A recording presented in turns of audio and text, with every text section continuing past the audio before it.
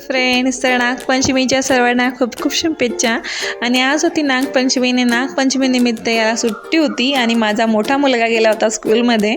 त्याला सुट्टी नव्हती कारण 5वीला सुट्टी नसते, आमच्या वेळेस असायची, आता नाही राहत त्याच्यामध्ये. नंतर मी इकडे अशी नागाची पूजा करून घेतली. घरात तांदूळाच्या राशीचे नाग केलेले होते, त्याचीच साधीसुधी पूजा केली. नंतर इकडे छोटे छोटे कप त्याच्याजवळ होते, त्याच्या तालावर तार रसने बघून त्याला किती आनंद झाला. असा आगाऊपणा तो इतका करत असतो की बाप रे बाप. त्यांचे कामही करून जीवाला त्यांनी थकतही नाही. नंतर किराणा आणलेला होता, किराणा भरायला मी गेले तर तोच आधी मध्ये आणि मदतही खूप करतो बरं का, त्याला कंटाळाही येत नाही असा.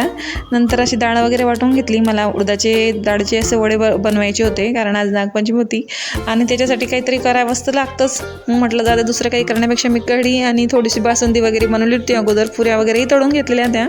आणि आज काय झालं तर माझ्या हातून 2-3 वडे अगोदर तुटूनच गेले कारण मला जमतच नव्हते. आज काय झालं तर मला कळतच नव्हतं. नंतर थोडे बाकीचे चांगले आले आणि नंतर देवाला उपार वगैरे दाखवायला ताट केलं आणि उपार वगैरे दाखवून घेतला. नागाला वगैरे सगळ्याला दाखवलं. चला बाय.